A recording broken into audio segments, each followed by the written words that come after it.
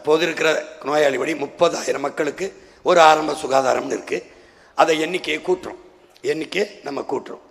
அப்போ 10,000 பேருக்கு ஒரு ஆரம்ப நிலையம், தொடக்க மருத்துவ மையம்னு கொண்டு போகிறோம். இப்போ 24 மணி நேரம் இயங்கும். மருத்துவர்கள் பணி சுழற்சி முறையில் பணியாற்றுவார்கள்.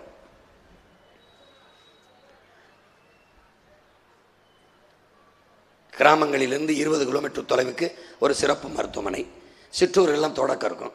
அதுபோக அங்கே உயர் மருத்துவம்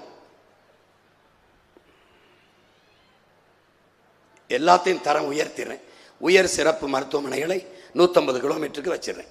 இப்போ கடகோடி இருந்து ஒரு கிராமத்தில் வந்தால் 100 கிலோமீட்டர் 150. கரூரில் ஒரு பெரிய உயர் சிறப்பு மருத்துவம் வச்சாலே இப்போ குளித்தலை, இங்கே கிருஷ்ணராயபுரம், இந்த பக்கம் இருக்கிற எல்லா மக்களுக்கும் அது கிடைக்கிற மாதிரி பண்ணிடுவேன். அப்படி செஞ்சிடறோம்.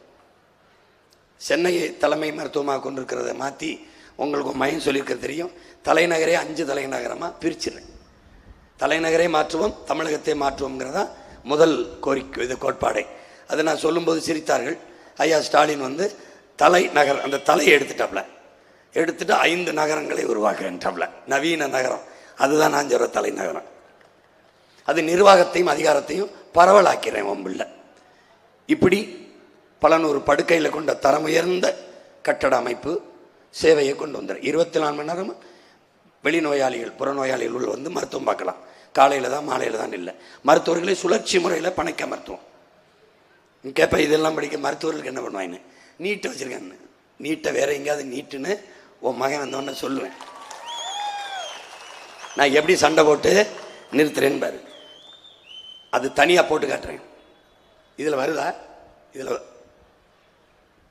வரல. தனியாக போட்டு காட்டுறேன் பாரு. நீட்டை எப்படி, நீட்டை எதுக்காக உன் மகன் எதிர்க்கிறேன், ஏன் அதை தடுக்கணும்னு நினைக்கிறேன் அப்படின்னு நான் சொல்கிறேன். அது தனியாக போட்டு காட்டுறேன், நீ வலைவெளியில் பாரு.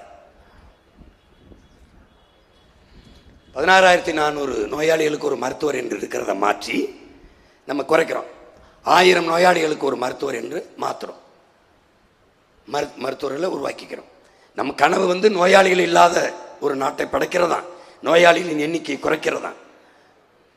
மருத்துவர்களின் பணி நோயாளிகளின் நோயை குணப்படுத்துவதல்ல, நோயாளிகளே உருவாகாத ஒரு சமூகத்தை உருவாக்குவது தான் மருத்துவர்களின் சேவை. முறைகேடுகள் தடுக்கப்படும். அந்த மக்கள் வரவை காத்து வைக்கிறது, இந்தாம்மா அங்கிட்டு போய் நில்லு, ஏய் என்னம்மா இந்த 500 கூட, எல்லா இடத்துலையும் சிசிடிவி பொருத்திருப்ப, நீ தப்பிக்க முடியாது. எல்லா இடத்துலையும் கண்காணிப்பு கருவி வச்சிருப்பேன். நீ வீட்டுக்குள்ளே வரமாட்டேன், வீட்டை விட்டு வெளியில் வந்துட்டா உன் பின்னாடியே வருவேன். தாலி அக்கிறது, தோடாக்கிறது, பொம்பளை பிள்ளை கையை பிடிக்கிறது, கல்லை விட்டுறது, குடிச்சு விட்டு ரோட்டில் போகிறது, 2 கண்ணு உன்னைய பார்த்துக்கிட்டே இருக்கு. ஏன்? நாடங்களும் சிசிடிவி வச்சுருப்பேன், தப்பிக்கவே முடியாது. ஒரு தவறை செஞ்சுட்டு அடுத்த கால் எடுத்து வைக்கிறதுக்கு முன்னாடி ப்ரிவென்டிவ் ஃபோர்ஸ், குற்ற தடுப்பு கவலைப்பட வச்சிருக்கேன். வந்து தூக்கிடுவான் உன்னைய, நீ தப்பிக்கவே முடியாது. I am the real big boss. Real big boss இல்லை, ரியல் பிக் பாஸ்.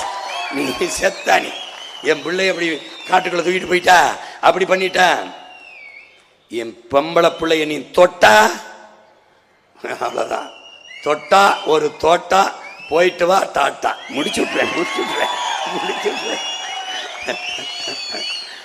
மருந்து இல்லை, ஊசி இல்லை, அந்த பேச்சுக்கே நீ வேலை இல்லை. கண்காணிப்பு கருவி எப்படி பொறுத்திருக்க மாதிரி எல்லாத்தையும் ஒரு இடத்துல இருந்து பார்த்துக்கிட்டு இருப்போம்.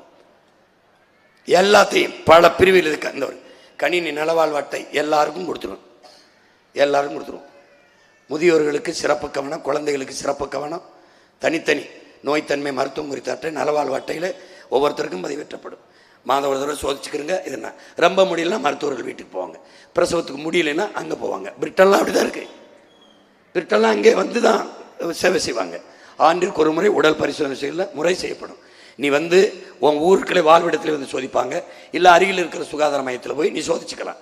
அப்படிலாம் இந்த மாதிரி நடமாடும் மருத்துவ மையங்கள் இருக்கும்.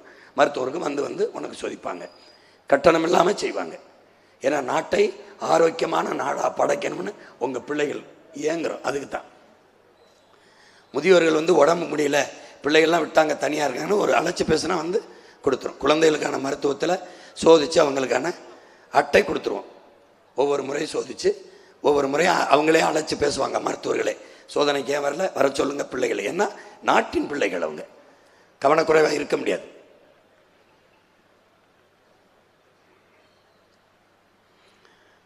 இது எல்லாமே முதலமைச்சருடைய கட்டுப்பாட்டில் இருக்கும். எல்லாமே அவர் கட்டுப்பாட்டில் இருக்கும். இவர்கள் மாதிரி போலீஸு இவர்கள் கட்டுப்பாட்டில் இருந்தும் போலீஸு கொலை செய்யும், போலீஸு கற்பழிக்கும், 2 வயசு பிள்ளையை கற்பழிக்க பார்க்கும். அதில் ஒன்று கேட்குறேன் பாருங்க, கஞ்சா வாங்கி குடிக்கிறான்ல, கொக்கைன் வாங்கி பயன்படுத்துகிறான்ல, அவனுக்கு தெரியுது எங்கே கஞ்சா கிடைக்குதுன்னு. அது ஏன் போலீஸுக்கு தெரியல எங்கே விற்கிறான்னு? குடிக்கிறவனுக்கு தெரியுது இங்கே விற்கிதுன்னு, அதை பிடிக்கிறவனுக்கு தெரியலையே. எப்படி எப்படி எப்படி? அதான் நீ நான் வந்துடுறேன், உன் மையன் வித்துரு பார்ப்போம், செத்துருவேன், படாத பாடுபடுத்தி போயிடுவேன். இருட்டறைகளை வச்சு பச்சை மட்டையை வச்சு யார் அடித்தா எப்படி அடித்தான்னு தெரியாது, முது தோலை பிச்சிருவேன்.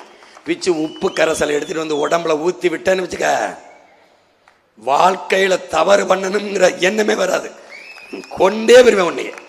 அப்புறம் மருத்துவ சாதனங்கள், இந்த செயற்கை ரத்த குழாய் ஸ்டன் வைக்கிறது எல்லாமே நம்மளே சாதனங்கள் தயாரிப்பு நிறுவனம் வச்சுருப்பேன்.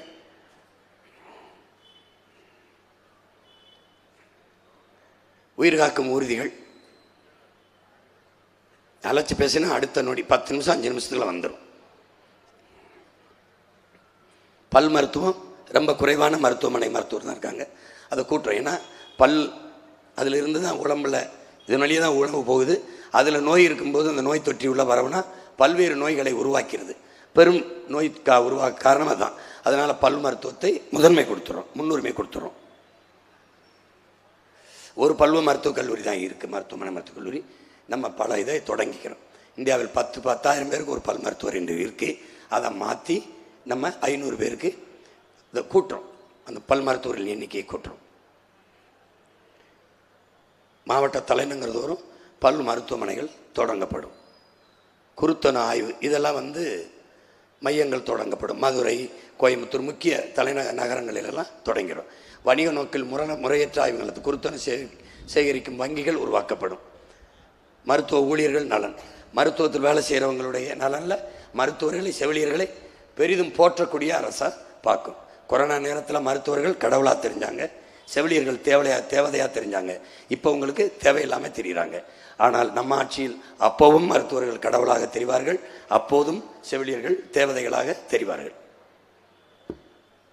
கொஞ்சம் முன்னகர்த்துங்க, நிறைய இருக்கு. ஒரு கடுஞ்சொல் சூடு சொல் பண்ண முடியாது.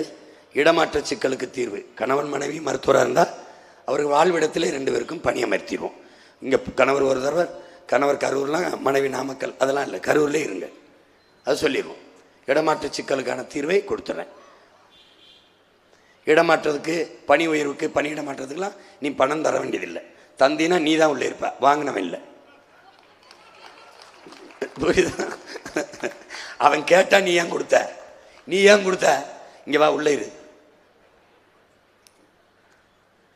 மரபு சார்ந்த மருத்துவத்துக்கு முன்னுரிமை கொடுக்குது நம்ம அரசு. அதான் பாரம்பரிய மருத்துவம், சித்த மருத்துவம். அதுக்கு தமிழின் மரபு, உலகின் எதிர்கால மருத்துவம் சித்த மருத்துவம் தான். இது எல்லா நாடுகளும் இப்போ நம்மளை பின்பற்றி வருது. நாம் அதை கைவிட்டுட்டோம், நம்ம மறுபடியும் மீட்டு உருவாக்கம் செய்கிறோம். மூலிகை பண்ணைகளை உருவாக்குறேன் மலையடி வாரங்கள் எல்லாம். இது மாதிரி மூலிகை பண்ணைகள். அங்கே இருந்து நம்ம பாரம்பரிய சித்த மருத்துவர்கள் இருப்பாங்க. அங்கே போய் கேரளாவிலாம் இந்த முறை கைவிடப்படாமல் அது தொடர்றாங்க. நானே போய் 15 நாளாக இருந்து மருத்துவம் செஞ்சு வந்தேன். இந்த உணவு முறையிலிருந்து எல்லாத்தையும் மாற்றுறாங்க. அந்த முறையை நாடெங்கிலும் நான் திறந்து என் பிள்ளைகளுக்கு, என் பெற்றோர்களுக்கு எளிதாக கட்டணம் இல்லாமல் கிடைக்க செய்கிறேன்.